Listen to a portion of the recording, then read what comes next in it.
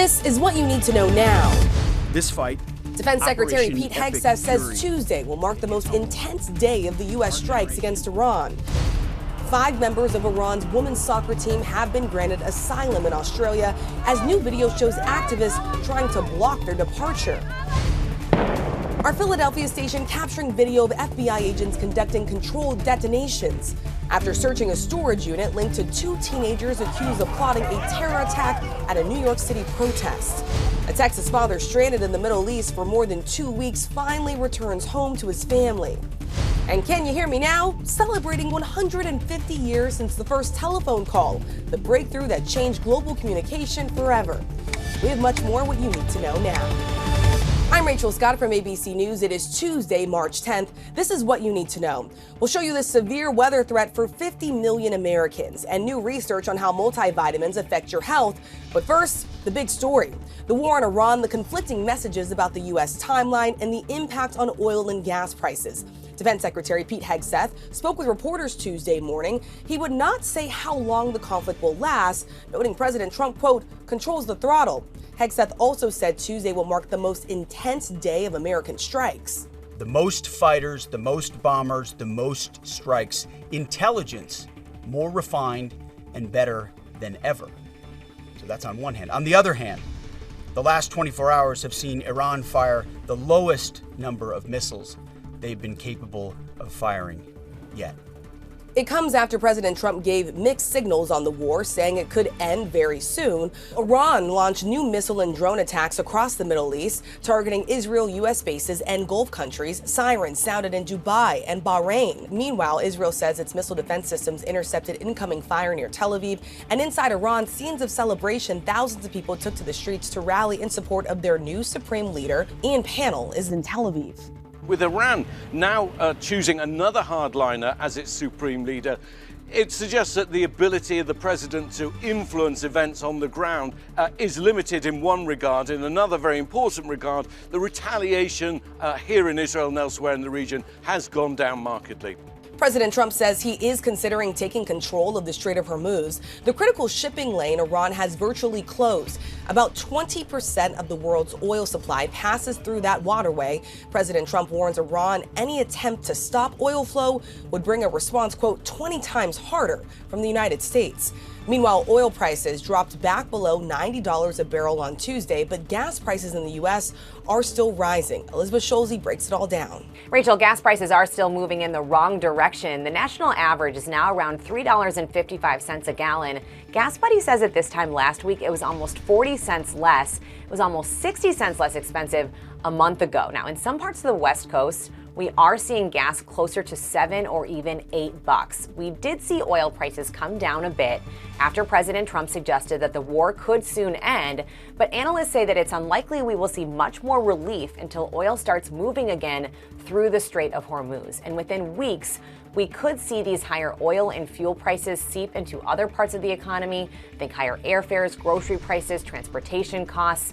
If you are trying to save on gas, take a look at the loyalty program of your local station. It's usually free to sign up.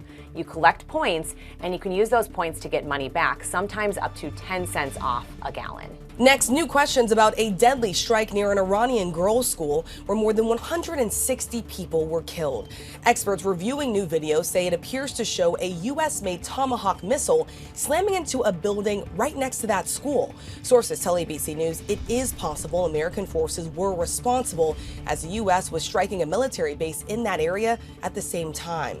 President Trump blamed the attack on Iran. Whether it's Iran, who also has some Tomahawks, I wish they had more, but whether it's Iran or somebody else, the fact that a Tomahawk is very generic. It's sold to other countries. They buy them from us. But I will certainly, whatever the report shows, I'm willing to live with that report. The Pentagon says the incident is still under investigation.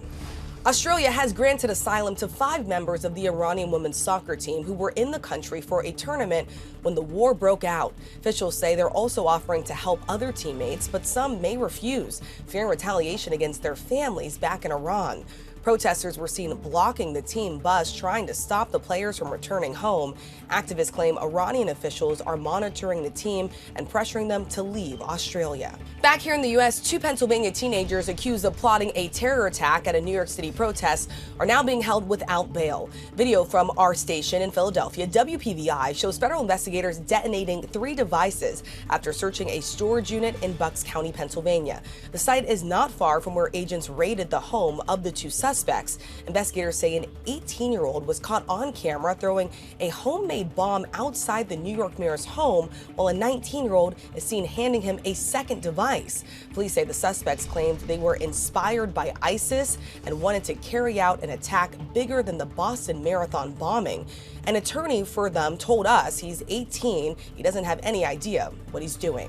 And we are tracking a potential severe weather outbreak in the middle of the country. More than 50 million Americans from Texas to Michigan are in the storm zone on Tuesday. Strong tornadoes, very large hail, and damaging winds are possible, with Dallas and Chicago in the highest risk areas. The threat shifts east on Wednesday, reaching Pennsylvania and Washington, D.C.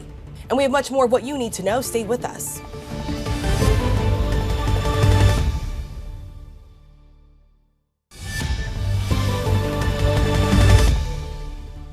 Here's your daily briefing. Other big stories we are following on ABC News.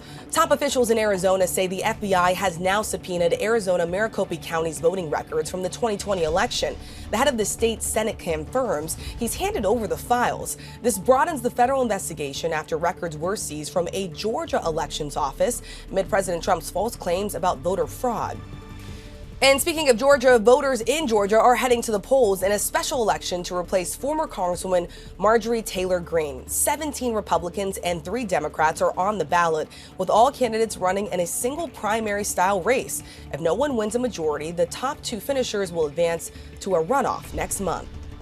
And a new study finds taking a daily multivitamin may help slow the aging process. Researchers studied hundreds of adults who took multivitamins for 2 years. Over 24 months of the study, participants only aged an average of 20 months at a cellular level. Researchers say more work is needed before scientists can officially recommend vitamins as an anti-aging method. And new today, a Texas father is home after he was stranded in the Middle East. Ryan was 2 hours into his flight from Doha when the plane turned back amid U.S. strikes on Iran. What should have been a 7-day business trip turned into 17 days of delays. He eventually reached Saudi Arabia and then DFW, his wife and his children greeting him at the airport. It's going to be a long time, I think, before I'm able to come back to DFW and make an international trip. And I'm not sad about that. You know, I'm happy to be home and keep my feet here on Texas soil for a little while. He also thanked U.S. embassies for helping him navigate the crisis.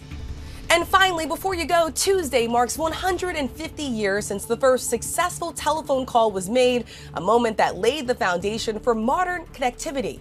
At a Boston lab in 1876, Alexander Graham Bell spoke into his new device, and his assistant heard him clearly in another room.